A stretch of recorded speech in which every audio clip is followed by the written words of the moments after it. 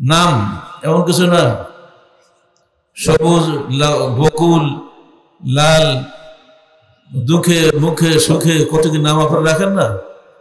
এইসব নাম দেখে কেউ বুঝতে পারেন না এই লোকটা মুসলমান না হিন্দু। কিন্তু যখনই আপনি আপনার নাম দেবেন আসাদুল্লাহ বা আবদুল্লাহ বা আব্দুল মোত্তালেব, তখন আপনি অটোমেটিকলি বুঝে যাবেন যে এই লোকটা মুসলমান। অর্থাৎ মুসলমানের ছেলেদের নামও টের পাওয়া যায় সে মুসলমান। আর এইগুলো বিকৃত করেছে বিদেশি সংস্কৃতি। আমরা বাঙালি, আমার বাংলায় নাম রাখবো, জি না, বাংলায় নাম রাখা যাবে না। বাঙালি হিন্দুও আছে, হিন্দু বাঙালি মুসলমানও আছে। আপনার ঐতিহ্য প্রকাশ পাবে আপনার নামের মধ্যে দিয়ে। নামটা হতে সুন্দর, অত্যন্ত সুন্দর ইসলামী নাম হতে হবে, আরবি নাম হতে হবে। আরবি আমাদের ঐতিহ্য, কোরআনের ভাষা আরবি, হাদিসের ভাষা আরবি। আমরা সবসময় আরবিকে বেশি অগ্রাধিকার দিয়ে থাকি। দ্বিতীয়ত থাকি অনারব দেশে। এদেশে বসবাস করতে গেলে আমার ঐতিহ্য প্রকাশ করতে হবে আমার নামে। মনে পড়ে 1928 সালের 21শে ডিসেম্বরে যখন আমি জীবনে সর্বপ্রথম করাচি এয়ারপোর্টে নামি, তারপরে ওখানকার পাঞ্জাব ইউনিভার্সিটির প্রফেসর জাফরুল্লাহ যখন আমাকে তার বাসায় খাওয়ার দাওয়াত দেন, তখন তিনি খেতে খেতে বলছেন যে আপনার নাম দেখে মনে হয় আপনি অ্যারাবিয়ান। আমি বললাম কেন? বাংলাদেশের লোক তো হিন্দু থেকে মুসলমান, ওখানে তো এরকম অ্যারাবিয়ান সুন্দর নাম তো থাকার কথা না। আমি জন্মে মরণে বাঙালি, আমার 14 পুরুষ বাঙালি। কখনো আরব দেশে ছিলাম সে বহু পূর্বে, 8ম পুরুষ আগে সৈয়দ শাহ নাজির আলী মারাকাশি মরক্কো থেকে এসেছিলেন, সে সব চলে গেছে বহু পূর্বের কথা। এখন আমরা যুগ যুগ ধরে বাঙালি। উনি আমাকে আরব দেশে বানিয়ে দিলেন। বলছে আপনার ভাইদের নাম বলেন তো। আমি ভাইদের নাম বললাম, আবদুল্লাহ বাকি, নুরুল্লাহ কাফি, আমাদুল্লাহ শাফি, ওয়াদুল্লাহ ওয়াফি, আসাদুল্লাহ গালেব। কি বলেন কি আপনার এরকম নাম আপনাদের? হ্যাঁ। আপনার বোনের নাম বলেন তো। বললাম ফাতেমা, আয়েশা, জামিলা, হালিমা। ওরে বাপরে বাপ, এই সব তো নবীর ঘরের নাম। মানে তাকে বিশ্বাস করাতে আমাকে এতগুলো কথা বলতে হয়েছে। সে বিশ্বাসই করছে না যে বাংলাদেশের লোকেরা মুসলমান থেকে মুসলমান হয়ে যাবে। সব ধারণা যে মুসলিমাথর থেকে মুসলমান হয়ে যাবে সব। এই ধারণা 1988 সাল পর্যন্ত একটা ইউনিভার্সিটির প্রফেসরের মধ্যে এই ধারণা বিরাজ করছে। এজন্যই বলছি আমাদের চিন্তা চেতনা সব জায়গায় ইসলাম থাকবে, পবিত্র কোরআন ও সহিহ হাদিস থাকবে। বাংলায় আমরা বই লিখি ঔকার, মৌকার, এইকার, দেখি না এগুলা। মৌ একটা বেদাতি লিখবে কি, চলো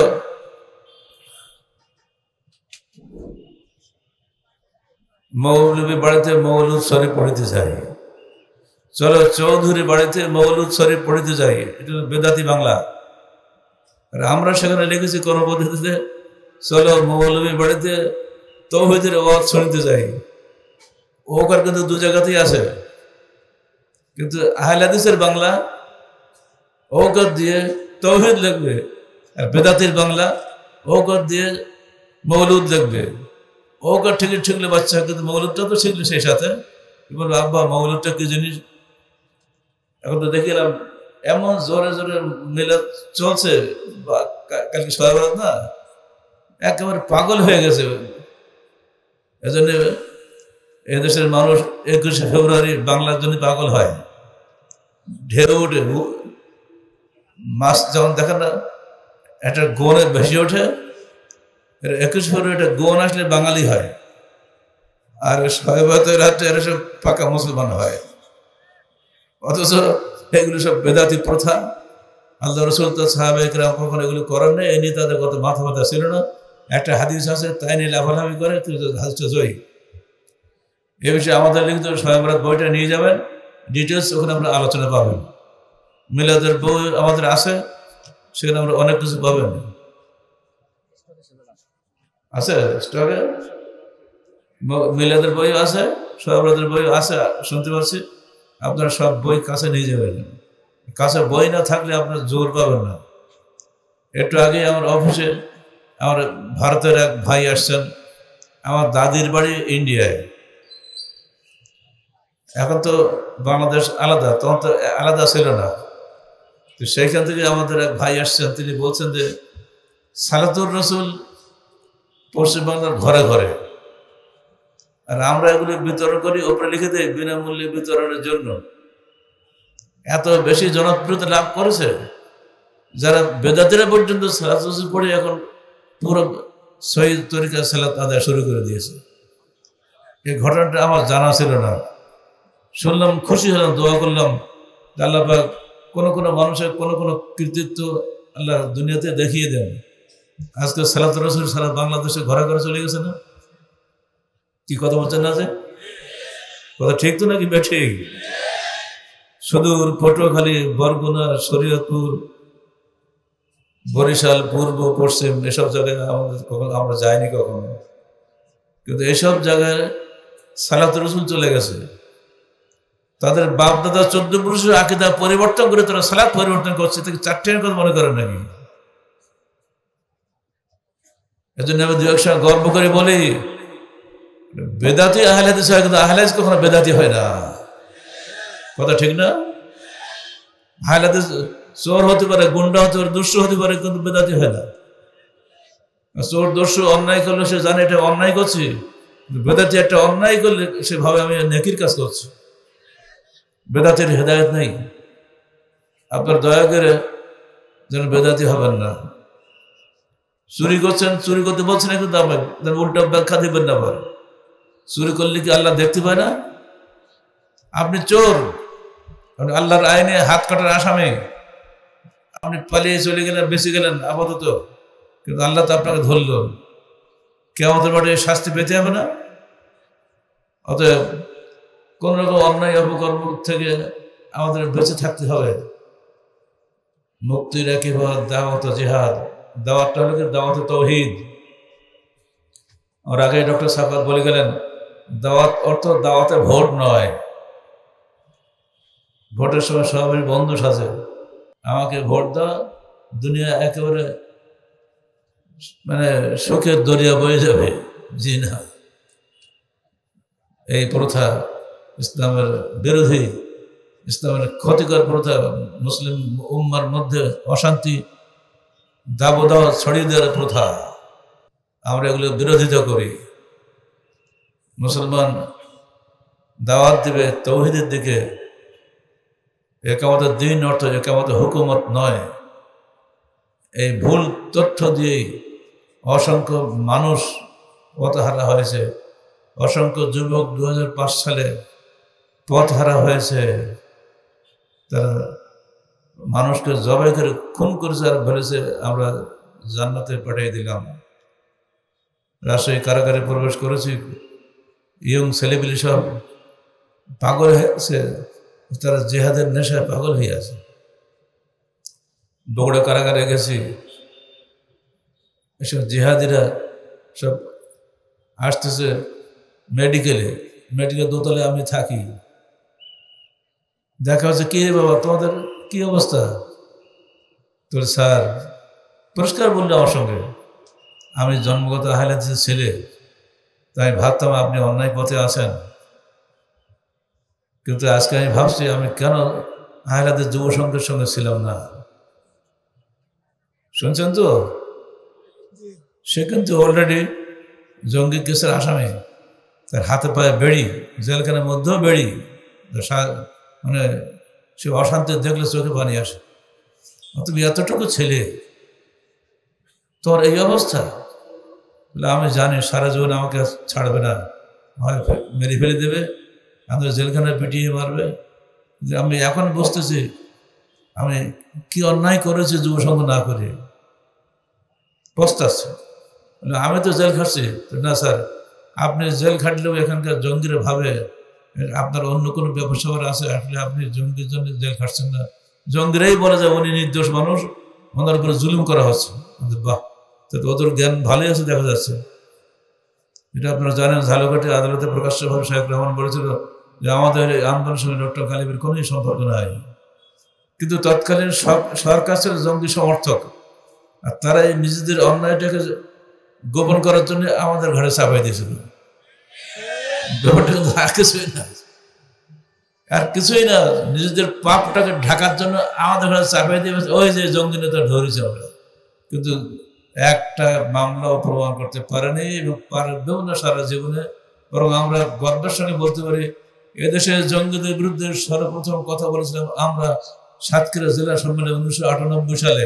তখন সরকার জঙ্গির কল্পনাই করে নেই। আমরা বলেছিলাম আজকে যে গণতন্ত্র তোমরা করছো, এই গণতন্ত্রের বিপরীত হলে জঙ্গিতন্ত্র। এটা আসবেই, আসবে কালো ধর্মের নামে আসবে, কারণ বাংলাদেশের মানুষ ধর্মের নামে পাগল, ধর্মের নামে যেটাই বলে পরে সেটাই করে নেবে। কিন্তু সরকার সাবধান কিন্তু না, সরকার সাবধান হয়নি। বরং যখন একই সঙ্গে 63টা জেলায় বোমা মারলো, তখনই সরকারের হুঁশ হলো যে কাজটা কি ভুল হয়ে গেল। বাঁচার জন্য আমার বিরুদ্ধে মামলা লাগিয়ে দিল, খুনের মামলা 2টা। খুনের মামলা আর কিছু না, মামলা তো প্রমাণ করা যাবে না, কিছু হলে যাবজ্জীবন কারাদণ্ড করা যাবে। আর যারা ভদ্র আসামি, যেটা কারণ আইন হলো 12 মাসের জায়গায় 9 মাসে বছর হয়। তা আমি তো ভদ্র মানুষ, অথবা আমাকে 9 মাসে বছর ধরলে কমপক্ষে 14 বছর জেল খাটতে হবে, তখন ছিল 20 বছর কারাদণ্ড যাবজ্জীবন। এই জন্য তারা একথা গর্বের সঙ্গে বলতো যে এই লোকটা যদি কারাগারে 14 বছর রেখে দিতে পারে, his movement will be die down, তার আন্দোলন মরে শেষ হয়ে যাবে। আসলে ম্যান প্রপোজেস, গড ডিসপোজেস। মানুষ একটা পরিকল্পনা করে, আল্লাহ আর একটা পরিকল্পনা করে। আল্লাহ যে এর মধ্যে যে কি মঙ্গল রাখছিলেন এখন তো আমরা বুঝতে পারছি, তাই না? আমরা যে কখনোই ভাবে নেই যে আমরা কখনো বেরিয়ে আসতে পারবো, আমরা কখনো মানুষের কাছে দিনের দাওয়াতি কাজ করতে পারবো। এটা আল্লাহ পাকের মেহেরবানি, আল্লাহ পাকের প্রশংসা করে শেষ করা যাবে না। বন্ধুরা আমার, এই আয়াতই বলে দিচ্ছে ইসলামী খিলাফত লাভের পথ হলে মাত্র 2টা, দাওয়াত এবং জিহাদ। দাওয়াত হচ্ছে দাওয়াতে তাওহীদ, আর জিহাদ হলো শিরকের বিরুদ্ধে, বেদাতের বিরুদ্ধে আপোষহীন জিহাদ। শিরক বিমুক্ত নির্ভেজাল তাওহীদ, বেদাত মুক্ত নির্ভেজাল সুন্নাহ জাতির মুক্তির পথ। এর বাইরে কোনো পথ খোঁজা নাই, আমাদের জানা নেই। আপনারা জানলে বলতে পারেন। কোনো ব্যক্তি, কোনো নেতা আমাকে মুক্তি দিবে না ইহকালে বা পরকালে, দিলে আমার রসুল দিবেন, তিনি আমার সাফাত করবেন। কুল ইন্নামা আনা বাশারুম মিসলুকুম ইউহা ইলাইয়া আন্নামা ইলাহুকুম ইলাহুন ওয়াহিদ ফামান কানা ইয়ারজু লিকা রাব্বিহি ফালইআমাল আমালান সালিহান ওয়া লা ইউশরিক বিইবাদাতি রাব্বিহি আহাদা। হে মানুষ, মনে রেখে দিও, ইলাহুকুম ইলাহুন ওয়াহিদ, তোমাদের উপাস্য মাত্র একজন। অতএব ফামান কানা ইয়ারজু লিকা রাব্বিহি, যে ব্যক্তি তার প্রতিপালকের দিদার লাভ করতে চায়, সে যেন দুনিয়া থেকে 2টি কাজ করে আসে। 1, ফালইআমাল আমালান সালিহা, সে যেন সৎকর্ম সম্পাদন করে। 2, ওয়া লা ইউশরিক বিইবাদাতি রাব্বিহি আহাদা, তার প্রতিপালকের ইবাদত করার সময় কাউকে শরীক করবে না। অর্থাৎ শিরক বিমুক্ত নির্ভেজাল তাওহীদ বিশ্বাস এবং বেদাত মুক্ত নির্ভেজাল সুন্নাহর অনুসরণ জাতির মুক্তির পথ। আহলে হাদিস আন্দোলন বাংলাদেশ এই মুক্তির পথেই মানুষকে আহ্বান জানায়। যখন মানুষের মধ্যে তাওহীদের মর্মবাণী পৌঁছে দেওয়া হবে এবং তাদের মর্মমূল্যে এটা প্রতীত হবে, তখন হবে প্রকৃত অর্থে দাওয়াত। আর শিরক ও বেদাতের বিরুদ্ধে আপোষহীন ভাবে রুখে দাঁড়ানো হলে প্রকৃত জিহাদ।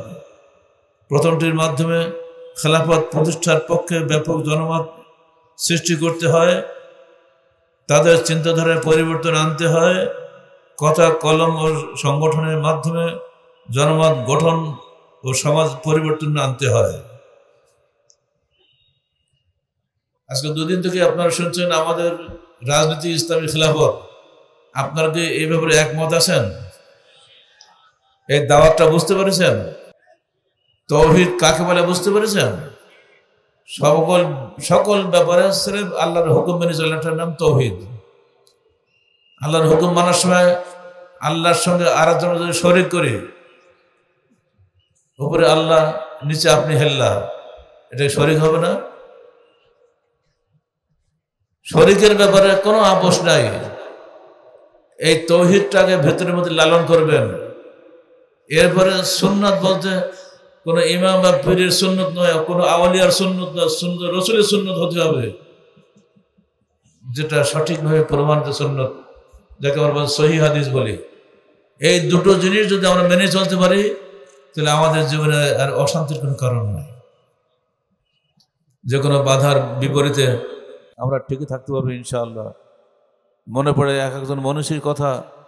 আমাদের এই রাজশাহী পৌরসভার মূল যিনি ছিলেন, যিনি রাজশাহী বার্তার সাপ্তাহিক পত্রিকার সম্পাদক, রাজশাহী পৌরসভা গঠিত হওয়ার সময় যিনি 23 বিঘা জমি দান করেছিলেন, উনি একদিন আমাদের ইজতেমায় এসে আমার সঙ্গে গল্প করলেন যে বাবাজি, আপনাকে অন্তর থেকে ভালোবাসি। মানে কেন কেন আপনার আপোষহীন বক্তৃতা আমার কাছে খুবই ভালো লাগে। যারা এটাও ঠিক বলে ওটাও ঠিক বলে, ওদেরকে মানুষই বলি না। আপনি এটা চিন্তা করেছেন নাকি? হ্যাঁ, শুনে রাখেন আমার জীবনে একটা ঘটনা। পৌরসভা উদ্বোধন হবে, বিরাট জাঁকজমক অবস্থা, যত অফিসার আছে জেলা পর্যায়ের, এবং উপর থেকে মেহমান নিয়ে আসা হয়েছে। হঠাৎ করে বলা হলো, আপনারা ওঠেন, এখন এই শুভ অনুষ্ঠানের উদ্বোধনের জন্য মিলাদ পড়া হবে। সবাই উঠে গেছে। রাজশাহী বিশ্ববিদ্যালয়ের ভাইস চ্যান্সেলর, যিনি তখন আহলে হাদিসের নেতা ছিলেন, তিনিও উঠে দাঁড়িয়েছেন। আমি হতবাক হয়ে গেলাম, হায় আল্লাহ, এরা আহলে হাদিস, এত উচ্চশিক্ষিত লোক, ইনি কিভাবে দাঁড়ালেন মিলাদের অনুষ্ঠানে? কিন্তু আমি এককভাবে সেই অনুষ্ঠানে বসেছিলাম, ডানে ভাই তাকাই নাই। সবাই হতবাক। অনুষ্ঠানের মূল ব্যক্তি যিনি জমিদাতা, যিনি একটা পত্রিকার সম্পাদক, তখন রাজশাহী শহরে কোনো পত্রিকা ছিল, একটাই মাত্র পত্রিকা ছিল, রাজশাহী বার্তা। তিনি দাঁড়ালেন না কেন?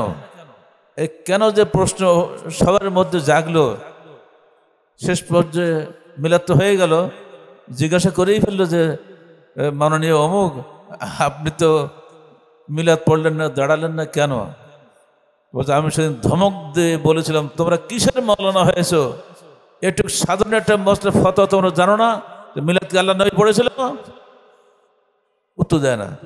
বদরের যুদ্ধ বিজেতার সেনাপতি মোহাম্মদ রাসূলুল্লাহ সাল্লাল্লাহু আলাইহি ওয়াসাল্লাম কি মিলাদ পড়েছিলেন? উত্তর নেই। ওদের বিপর্যয়ের দিন ধৈর্যশীল নবী আমার কোনোদিন মিলাদ পড়েছিলেন? উত্তর নাই। তিনি যদি মিলাদ না পড়ে থাকেন, আপনি কেন মিলাদ পড়লেন? বললেন আপনার কৈফিয়ত দিতে আপনাকে। শেষকালে মৌলানা সাহেব ক্ষমা চাইতে বাধ্য হলেন। এই লৌকিকতার বিরুদ্ধে এই যে আপোষহীন জজবা, এটা সির্ফ আহলে হাদিসের মধ্যেই আছে। এজন্য আহলে হাদিসরা জীবন দেয় কিন্তু ঈমান দেয় না। তারা আখিরাতের বিনিময়ে দুনিয়া বিক্রি করে না। আমরা চাই প্রত্যেকটা মুসলমানের কাছে আমরা এই ঈমান আশা করি। এখন তো এক সপ্তাহ আগে তো আমার অফিসে এসে একজন হিন্দু মুসলমান হয়ে গেলেন। বলছে, আমি গীতা, ত্রিপদী, বৌদ্ধদের বই, সমস্ত বই পড়েছি, পড়ার পরে আমি কোরআন পড়েছি। কোরআনের মধ্যে যা পেয়েছি অন্যত্র তা পাই নাই। জেনে বুঝে ইসলাম কবুল করেছি, এবং বৈশিষ্ট্যগত কারণে আমি দেখেছি মুসলমানদের মধ্যেও ওই হিন্দুদের মতো মেলা দল আছে। আমি এটাও যাচাই বাছাই করেছি, এত দল ছেড়ে আবার আর এক ধর্মে যাব, সেখানেও তো মেলা দল, হানাফি, শাফি, মালিকি, হাম্বলি, মুজাদ্দিদি, নকশবন্দি, চিশতিয়া, কাদরিয়া, কত আছে না। এই এক ঘেরায় ছিলাম, আর এক ঘেরায় চলে আসলাম। এসব যাচাই বাছাই করার পরে আমি দেখেছি একমাত্র আহলে হাদিসের সঠিক, আমি আপনার কাছে এসেছি।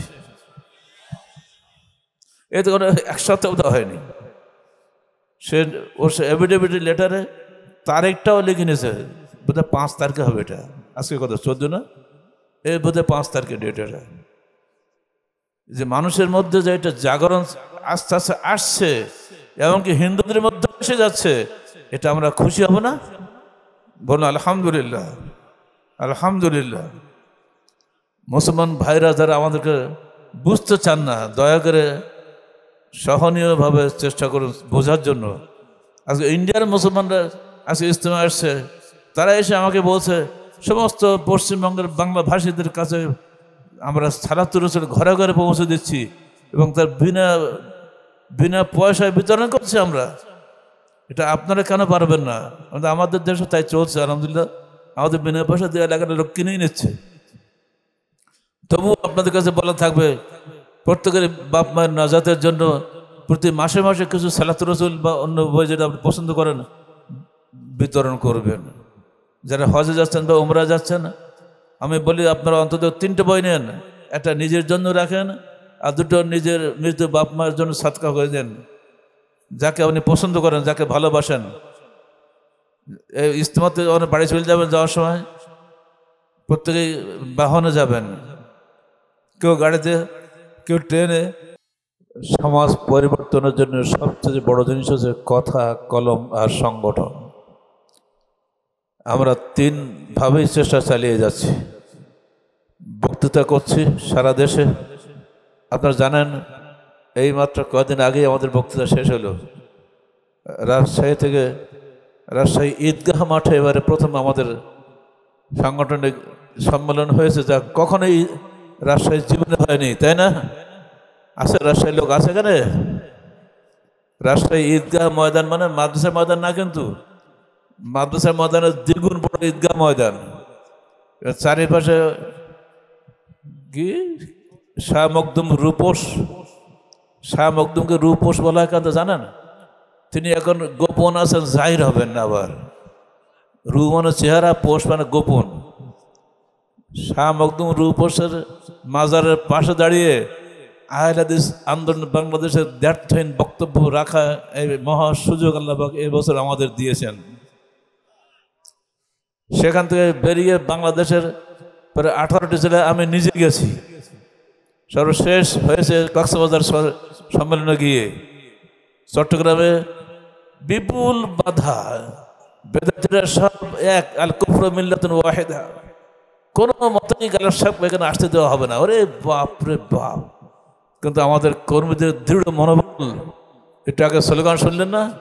চট্টগ্রামের সভাপতির স্লোগান শুনলেন, মাইক লাগে না, মাইক কি দরকার?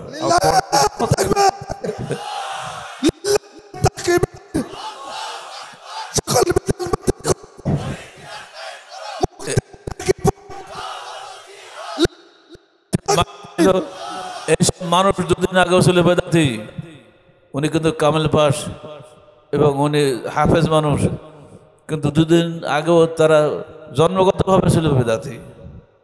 তার সেক্রেটারি ইয়ং ম্যান সাব্বির, সে আরো চমৎকার বক্তব্য রাখে, হতভম্ব হয়ে যায় তার ক্রিয়েটিভিটি দেখে।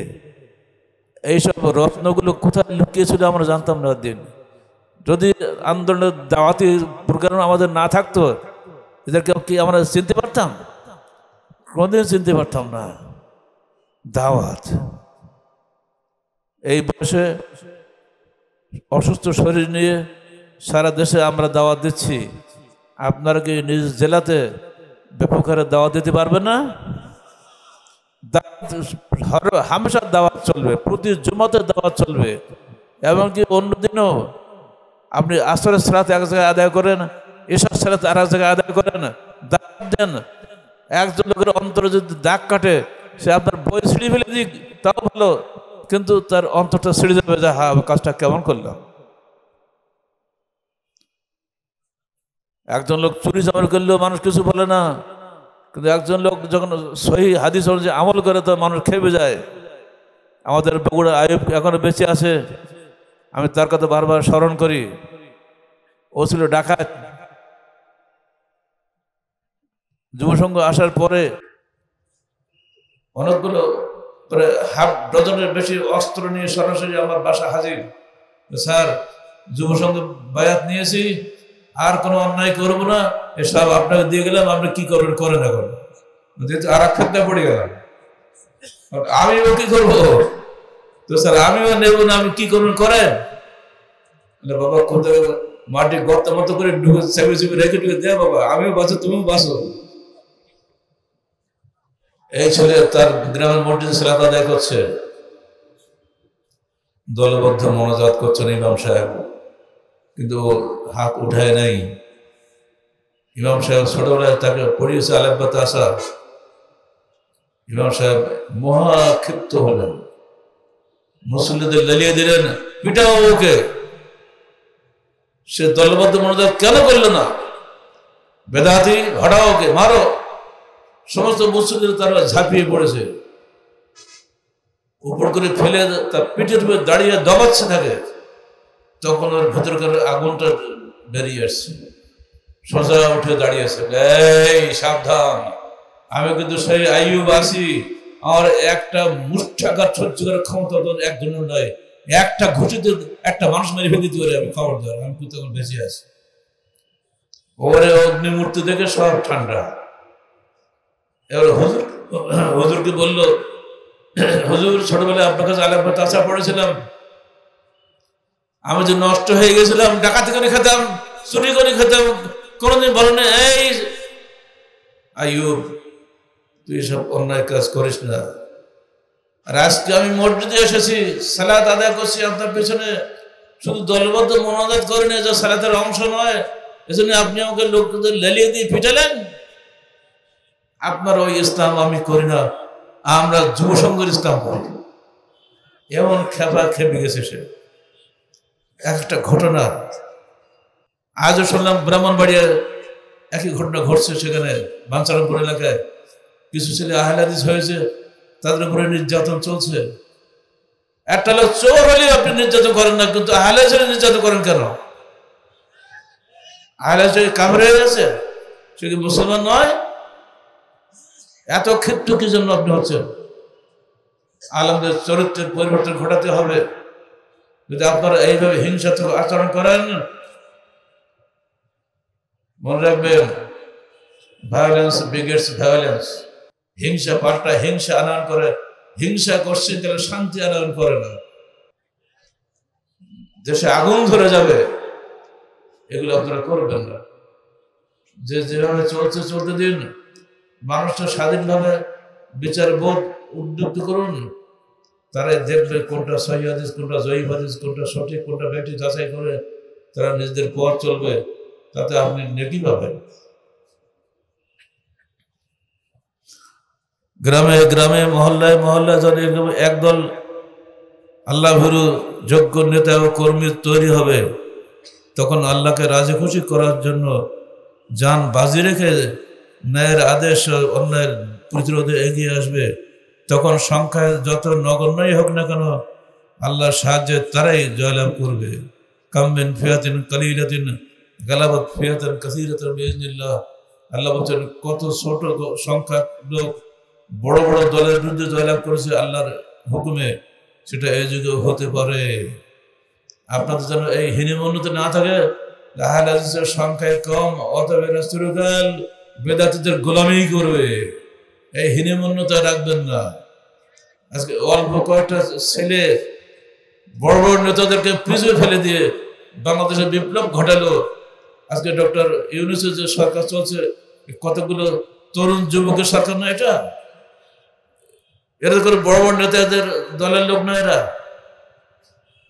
আহলে হাদিস তরুণ যখন এগিয়ে আসবে, কোরআন এবং হাদিসের আলোকে জীবন করার দাওয়াত নিয়ে এগিয়ে যাবে, আল্লাহর ইচ্ছা হলে, আল্লাহর মদত হলে তারাও তো এটা করতে পারে। ভয়ের কারণ কি আছে? কিন্তু আপনাকে যে ক্ষমতা যেতেই হবে এই চিন্তা করে কোনো কাজ করবেন না। ক্ষমতা দেওয়ার মালিক আল্লাহ। কুলিল্লাহুম্মা মালিকাল মুলকি তুতিল মুলকা মান তাশা ওয়া তানজিলুল মুলকা মিম্মান তাশা ওয়া তুইজ্জু মান তাশা ওয়া তুযিল্লু মান তাশা বিয়াদিকাল খায়র। আল্লাহর হাতেই মানুষের ক্ষমতা, রাজনৈতিক ক্ষমতা আল্লাহর হাতে। খেলাফত আমরা চাইতে পারি, কিন্তু খেলাফত দেওয়ার মালিক আল্লাহ।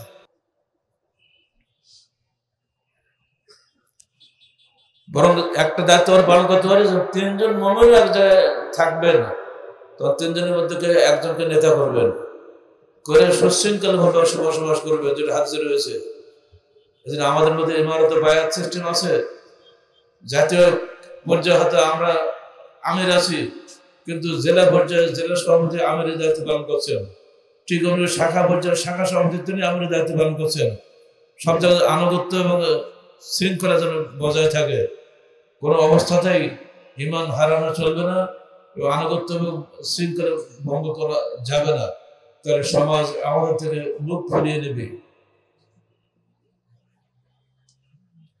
সূরা নূরের ৫৫ আয়াতের আলোকে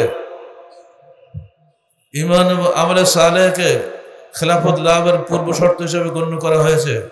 অতঃপর নিরঙ্কুশভাবে আল্লাহর ইবাদত করাকে করতে বলা হয়েছে। অর্থাৎ ধর্মীয় ও বৈষয়িক সকল দিক ও বিভাগে আল্লাহর দাসত্ব করার আদেশ দেওয়া হয়েছে। আয়াতের শেষে খেলাফত লাভকে পূর্ব গুরুত্বপূর্ণ নিয়ামত হিসেবে অভিহিত করা হয়েছে এবং বলা হয়েছে যারা এই নিয়ামত লাভের পরেও অকৃতজ্ঞ হয় তারা ফাসিক বা পাপাচারী। পরের আয়াতে সালাত কায়েমের মাধ্যমে জাতির নৈতিক শক্তি, যাকাত আদায়ের মাধ্যমে জাতির অর্থনৈতিক শক্তি এবং সর্বক্ষেত্রে নবী মুহাম্মদ সাল্লাল্লাহু আলাইহি ওয়াসাল্লামের আনুগত্যের মাধ্যমে জাতির ঐক্য ও সংহতি অটুট রাখার মাধ্যমে আল্লাহর অনুগ্রহ লাভের কথা বলা হয়েছে। মুসলিম উম্মাহকে তাই তাদের হারানো খেলাফত পুনরুদ্ধারের জন্য সর্বদা সচেষ্ট থাকতে হবে, নইলে সারা জীবন ইহুদি নাসারা ও কুফরি শক্তির গোলামি করেই হীনকর জীবন কাটাতে হবে, যেভাবে এখন কাটাতে হচ্ছে। বাতিলের সঙ্গে কোনো অবস্থাতে আপোষ করা যাবে না। নিগ্র কৃতদাস বিলাল বিন রাবাহ বাতিল সঙ্গে আপোষ করে নাই। যখনই তিনি আল্লাহ রসুলের দাওয়াত পেয়েছেন, দাওয়াত পাওয়ার পরেই তিনি তার আকীদা পরিবর্তন করেছেন। বিলাল নির্যাতিত হচ্ছে, প্রচন্ড রৌদ্রের অগ্নি কণার মতো অগ্নিস্ফুলিঙ্গ ফুটছে, আর তারপরে বিলালকে চিৎ করে ফেলে শোয়ে উপরে পাথর চাপা দিয়ে বলা হচ্ছে, বিলাল তুই মর যতক্ষণ তুই মোহাম্মদের ধর্ম ত্যাগ না করবি। বিলাল কাতর কণ্ঠে বলছে, আহাদ আহাদ আহাদ। পাশ দিয়ে যাচ্ছেন রহমতুল্লাহ আলামিন মুহাম্মদ রাসূলুল্লাহ সাল্লাল্লাহু আলাইহি সাল্লাম। এই দৃশ্য দেখে কিছুই বলতে পারলেন না। উনি নিজেও তখন দুর্বল মক্কায়। তিনি বললেন, আহাদুন ইউনজিকা, হে বিলাল ধৈর্য ধারণ করো, আহাদ তোমাকে নাজাত দিবে। আহাদকে আল্লাহ। বিলাল নাজাত পেয়েছেন। বদরের যুদ্ধে তার সেই নির্যাতনকারী উমাইয়া বিন খালাফের সঙ্গে দেখা হয়েছে। বিলাল বলছে, ওই আমার সে মনিব যে আমাকে ইট চাপা দিয়ে পাথর চাপা দিয়েছিল প্রচন্ড রৌদ্রে, ধরো তোর ওকে মারো। সে যে আব্দুর রহমান আওয়াবের কাছে আশ্রয় নিল, আব্দুর রহমান তুমি আমাকে বাঁচাও। আব্দুর রহমান চেষ্টা করলেন কিন্তু পারা গেল না। বিলালের সামনে টিকতে না পারে অবশেষে সে নিহত হলো। তার মনিব বিলাল সহ আরেকদল যুবক গিয়ে তাকে মেরে ফেলল। এইসব ইতিহাসগুলো আমাদের ঈমানকে উদ্দীপিত করে। কি পেয়েছিলেন বিলালের মধ্যে ফুহায়রা, সে আরেকজন গোলাম। ফুহায়রার নির্যাতন দেখে একদিন আল্লাহ রাসূল ইঙ্গিত দিলেন, আবু বকর এই সমস্ত নির্যাতিত কৃতদাস এদের জন্য কি করা যায়। আবু বকর ইঙ্গিত বুঝলেন, তিনি বিলালকে ক্রয় করে মুক্ত করে দিলেন, ফুহায়রাকে ক্রয় করে মুক্ত করে দিলেন। এমনি করে একে একে 7 জন, একদিন 3 জন নির্যাতিত মহিলাকে তিনি মুক্ত করলেন। একজন ছিল জিন্নিরা, সে মহিলাটি ছিল অন্ধ। আবু জাহেল বলছে, আরে ও তো চোখ অন্ধ হবেই, ও লাত এবং উজ্জার অভিশাপ লেগেছে। ও মুসলমান হয়েছে, কলমা পাঠ করেছে। তখন জিন্নিরা বলে ফেললো, তোর লাত উজ্জার মুখে লাথি মারি, সে কোশ্চেন কারো কিছু করার ক্ষমতা রাখে না, আমার আল্লাহর সমস্ত ক্ষমতা আছে। এই যেমনি বলা সঙ্গে সঙ্গে তার চক্ষু দুটি সুন্দরভাবে দৃশ্যমান হয়ে গেল, তার অন্তর ঘুচে গেল, দুনিয়ার সব দেখতে পেল, আবার তার দৃষ্টিশক্তি ফিরিয়ে পেল। সেখানেই ওরা বলে লাত উজ্জা, আর ও বলে তোর লাত উজ্জা করে ক্ষমতা নেই, আমার ক্ষমতা সব আল্লাহর হাতে। দেখিয়ে দিলেন সেখানে আল্লাহ, লাত উজ্জা নয়, আমি হলাম সমস্ত ক্ষমতার মালিক। বলে আলহামদুলিল্লাহ। আর সেটা হতে পারে না। সৌদি আরবের গ্র্যান্ড মুফতি শেখ আব্দুল আজিজ বিন আব্দুল্লাহ বিন বাজ 20 বছর বয়সে চোখ হারালেন। এই অন্ধ মানুষটাকে দিয়ে আল্লাহ এমন খেদমত করে নিয়েছেন যে বিশ্ব ইতিহাসে বিরল। বুখারী শরীফের ভাষ্য লেখার মতন যোগ্যতা আল্লাহ তাকে দান করেছিলেন, চোখে দেখে না। এত প্রতিভা আল্লাহ দান করেছিলেন। আজকের বিশ্বের সবচেয়ে বড় নাম করা মানুষগুলি অধিকাংশ অন্ধ মানুষ। বাংলাদেশের পরীক্ষাতে দেখেন না, যত বড় বড় হাফেজ অধিকাংশই অন্ধ। অন্ধ হাফেজ বলে আমাদের পরিচিতি আছে না বগুড়াতে, অন্ধ মানুষ। অত আমরা চৌকলা হয়ে বসে আছি, আমরা কোরআন মুখস্থ হয় না। এই জন্যই বলছি, আল্লাহ পাকের ইচ্ছা হলে অলৌকিক ক্ষমতা যে তার আছে, এটা আমরা নিজের ইতিহাসে দেখেছি। আর এই জন্য আমরা আল্লাহকে বিশ্বাস করি। আর আল্লাহর অপরিসীম ক্ষমতার সাথে মানুষের ক্ষমতার কোনো মূল্য নেই, সেটাও আমরা বিশ্বাস করি। ইসলামের খেলাফত লাভের আকাঙ্ক্ষা রেখে আমরা আমাদের দৈনন্দিন কাজ, দাওয়াতের জীবন যাপন করব। কোনো অবস্থায় যেন কেউ না বলে আহলে হাদিসের কোনো রাজনৈতিক লক্ষ্য নাই, এটা ধোঁকা। রাজনীতি বলতে মনে করে ভোটাভুটি, ওরা তো মারামারি, ওই কাজে তো আমরা যাবো না কোনো কালেও, যেটা সকালেও বলেছিলাম। বন্ধুরা আমার, আহলে হাদিস আন্দোলন বাংলাদেশের মৌলিক লক্ষ্য উদ্দেশ্য কি? আপনার ইসলামী খেলাফত বইয়ের একটা অংশ আপনি রিমাইন্ডার দিচ্ছি মাত্র। ইসলামের নেতৃত্ব নির্বাচন কিভাবে হবে? এক, রাষ্ট্রের একজন নির্বাচিত খলিফা বা আমির থাকবেন। এখন প্রেসিডেন্ট আছেন, নতুন নির্বাচিত প্রেসিডেন্ট আমাদের, তাই না, বাংলাদেশে। ওনাকে বলতে হবে আপনি ইসলামী খেলাফত কায়েম করেন, আমরা আপনার আনুগত্য করব। তিনি রাজি হবেন। তার একটা নির্বাচিত মনোনীত মজলিস শুরা থাকবে। প্রয়োজনে রাষ্ট্রের অন্যান্য গুণী ও বিচক্ষণ ব্যক্তিদের নিকট থেকে তিনি পরামর্শ গ্রহণ করবেন।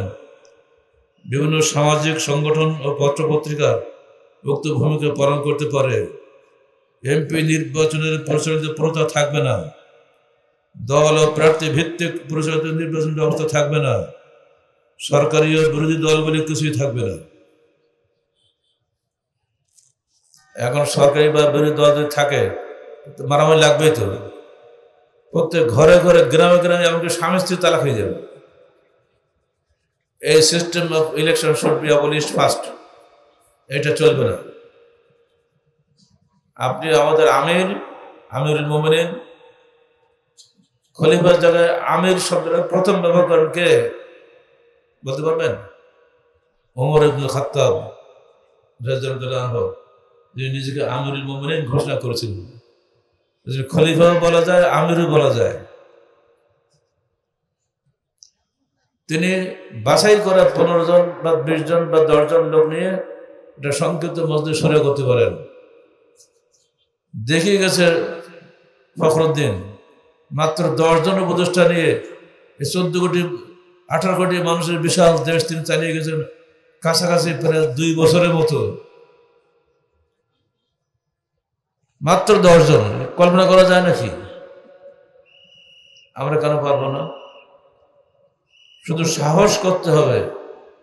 শেখ মুজিব যখন ক্ষমতায় আসেন, তখন তিনি সার্চ কমিটি করেছিলেন যে আমাকে 100 লোক সার্চ করে দাও, বাছাই করে, যাদের দিয়ে আমি একটা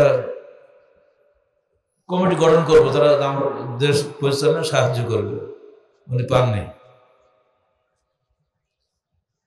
বিচারপতি লতিফুর রহমান তার তত্ত্বাবধায়ক সরকার জীবনে চলে যাওয়ার পরে একটা বই লিখছিলেন। বইটার গাইবান্ধ কারাগারে বসে পড়েছিলাম। বইটা A to Z আমি পড়ে ফেলেছি। তিনি লিখছেন, আমি লোক খুঁজতে যেয়ে দেখলাম তো কোনো লোকই নেই।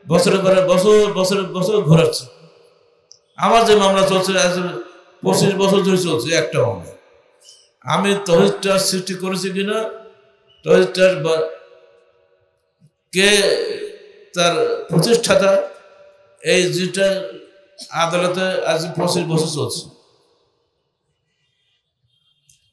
অথচ যাদেরকে নিয়েছিলাম সরকারি আইন বাঁচানোর জন্য 7 জন সদস্য লাগে, বাকি যাদেরকে নিয়েছিলাম তারা তৌহিদ ট্রাস্ট বানানটাই ইংরেজি করতে পারবে কিনা সন্দেহ।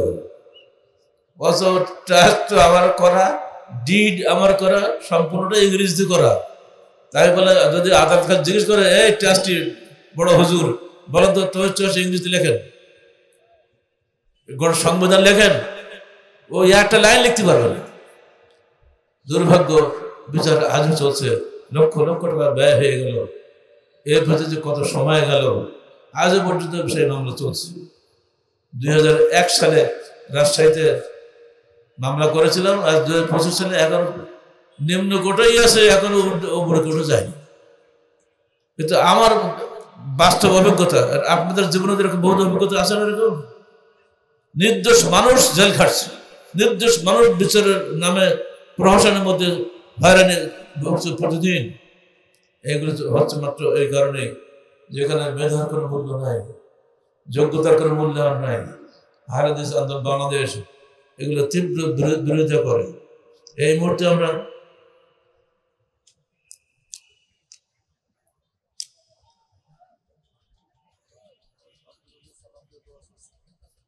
মৌলিকভাবে মানুষের সংস্কারের জন্য দুটো জিনিস সামনে নিয়ে আসতে চাই,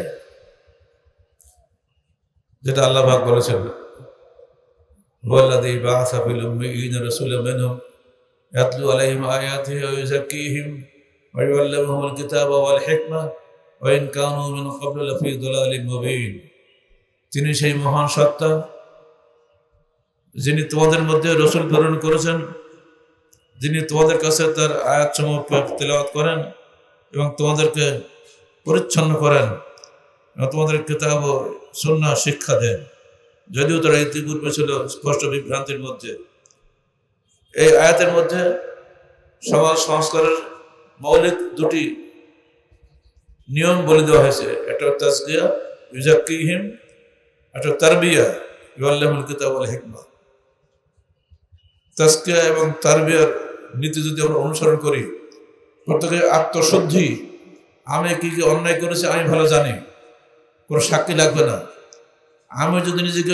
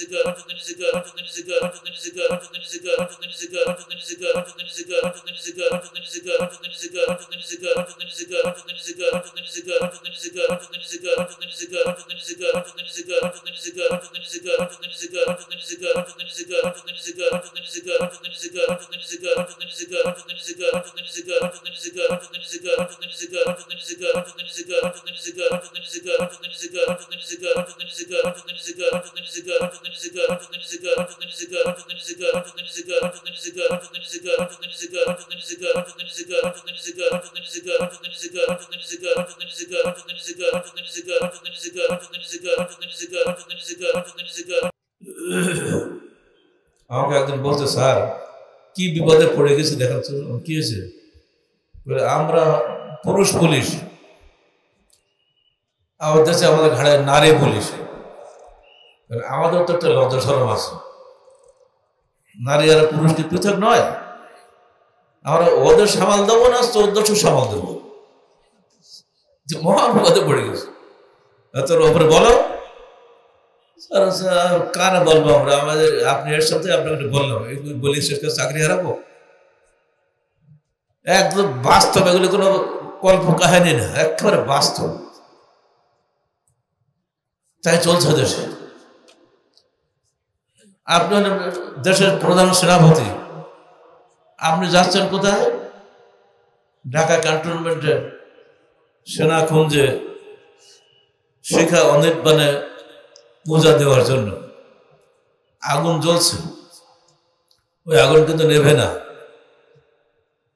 এটা সুন্নতে জিয়াই, বেদাতে জিয়াই, মানে জানেন জিয়া রহমান সাহেব এই বেদাতটা চালু করে দিয়েছেন। আপনার জিয়া ভক্ত মেলা আছেন, কত নারাজ হবেন না।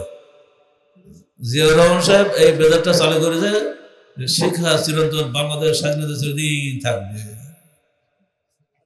প্রতিদিন বাংলাদেশের নাগরিকদেরকে হত্যা করছে সীমান্তে। কি স্বাধীন বাংলাদেশ একটু শব্দ করার ক্ষমতা আপনার নাই? আছে? বাংলাদেশ সরকার, বাংলাদেশ ইন্ডিয়ার সরকারকে সামনে একটু হ্যাঁ এটা করবেন না এটুক বলার ক্ষমতা তোমাদের নাই। আমাদের বিডিআররা যায় খালি লাশ কুড়াতে, পাল্টা গুলি করার ক্ষমতা তাদের নাই। ওরাই গুলি করুক, কিন্তু আমরা গুলি মারবো না। এই নীতি আমাদের স্বাধীনতা কোথায় ভলুণ্ঠিত হয়ে গেছে। এরপরে আর একজন মহিলা এসে করলেন শিখা চিরন্তন, দুটি কাজ একই। যে মুসলমানের মাথা আল্লাহ ছাড়া কোথাও অবনত হয় না, সেই মুসলমানের মাথা নত হচ্ছে আগুনের সামনে। সেখানে কি আল্লাহর পক্ষ থেকে রহমত নাজিল হবে? এরপর অর্থনৈতিক সংস্কার। আমাদের পুরো অর্থনীতি হয়ে গেছে সুদভিত্তিক অর্থনীতি। একটা কৃষক গরিব মানুষ ঋণ নেবে, তাকেও সুদ দিতে হয়। এরপর যোগ হচ্ছে এনজিওরা আপনাকে ঋণ দিচ্ছে সাময়িক লোভ দেখিয়ে। এরপরে যখন কিস্তি আদায় করতে আসে, যদি দিতে না পারেন আপনার বউকে নিয়ে পিটাচ্ছে, আপনার টিনের চাল টিন খুলে নিয়ে চলে যাচ্ছে, সরকার কিছুই বলছে না। এরপরে নেতৃত্বের সংস্কার। যেখানে নেতৃত্বের দরকার সে অসৎ নেতৃত্ব সারা দেশটাকে আবিষ্কৃত করে ফেলে দিয়েছে। আমরা অসৎ নেতৃত্বের স্থানে সৎ ও যোগ্য নেতৃত্ব কায়েম করার জন্য চেষ্টা করছি। এইভাবে আস্তে আস্তে সমাজ সংস্কার হবে, একদিনে হবে না। আর এর মাধ্যমে ইসলামী খেলাফত কায়েম হবে ইনশাআল্লাহ আগামী দিনে। আমরা সমাজের কাছে এই আবেদন নিয়ে এসেছি, যে কোনো মূল্যে আল্লাহ পাকের সূরা নূরের এই 55 নম্বর আয়াতটি বাস্তবায়ন করার জন্য চেষ্টা করুন। জুলুমের বাস্তব প্রতিমূর্তি হচ্ছে আমাদের বগুড়ার আব্দুর রহিম। বগুড়া জেলা আন্দোলনের সুযোগ্য এবং সফলতম সভাপতি আব্দুর রহিম বড় আলেম ছিলেন না, কিন্তু আব্দুর রহিম ছিলেন অতুলনীয় সংগঠক। আব্দুর রহিমের আন্তরিকতা, আব্দুর রহিমের শৃঙ্খলা, আব্দুর রহিমের নেতৃত্বের যোগ্যতা অতুলনীয়, আজও পর্যন্ত অতুলনীয়। অথচ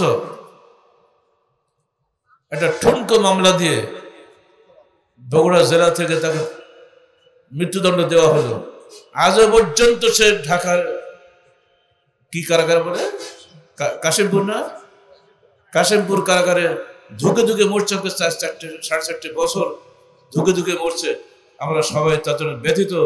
আমরা আল্লাহ কাছে প্রাণ করে দোয়া করি, আল্লাহ তুমি এমন একটা ওসিলা বের করে দাও যে ওসিলায় আব্দুর রহিম তাদের বেরিয়ে চলে আসতে পারে। ফরিদপুরের জেলা সহসভাপতি আব্দুল সামাদ অসুস্থ, আসতে পারেননি, তার আন্তরিকতার অভাব নেই। আটারশি পীর সাহেবের খাদেম তার ছেলে আব্দুল সামাদ, সে একটা ঐতিহাসিক নাম। তার জীবনের ঘটনা বলতে গেলে অনেক কথা বলতে হয়, অল্প শেষ করা যাবে না। তার আন্তরিকতা পুরোপুরি ছিল, আসতে পারেনি। আপনাদের কাছে দোয়া চেয়েছে যারা সুস্থতা লাভ করতে পারে। ঈশ্বরদী উপজেলার প্রধান উপদেষ্টা ভাই বাহাউদ্দিন, তিনিও অসুস্থ। আল্লাহ এইসব ভাইদেরকে দ্রুত বিপদ মুক্ত করুন এবং দ্রুত রোগ মুক্ত দান করুন, আল্লাহুম্মা আমিন।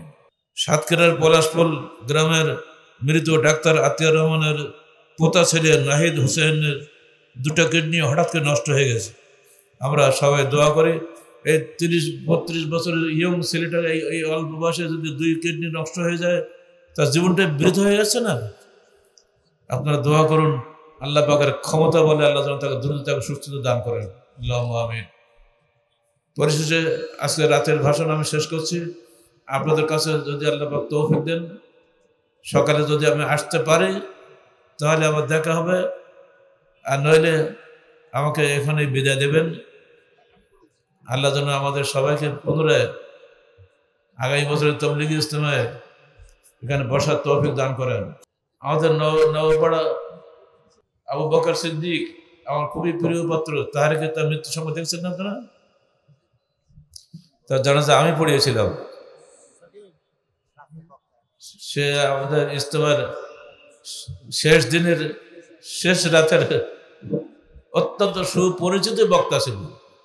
আজকের ইজতেমায় আমরা তার অভাব অনুভব করছি বারবার। তার সারল্য, তার মুখ ভরা হাসি বারবার আমাদের স্মৃতিতে ভেসে ওঠে। মৃত্যুর মাত্র 10 দিন আগে সে গান গেয়েছিল, সে প্রাণ ছোঁয়া গান, তোমরা আমাকে মেরে রেখে আসবে বাঁশের ঝাড়ের নিচে, একবারও আমার কথা তোমরা মনে করবে না। ও যা বললো তাই হয়ে গেল 10 দিন পরে। যুবক মানুষ, কল্পনা করা যায়? আমরা আজকের তাবলীগ ইজতেমায় তার জন্য প্রাণ খোলা দোয়া করছি, আল্লাহ তুমি তাকে ইহকালে যেভাবে স্বাধীনভাবে নিয়ে চলে গেছে অল্প বয়সে, পরকালে যেন সে আরো সুন্দরভাবে জীবন যাপন করে, পরকালটা তুমি তাকে আরো সুন্দর করে দাও। ইহকালে সে যে দিনের খেদমত করে গিয়েছে তার বিনিময়ে আখিরাতে তুমি তাকে মুক্তি দান করো, আল্লাহুম্মা আমিন।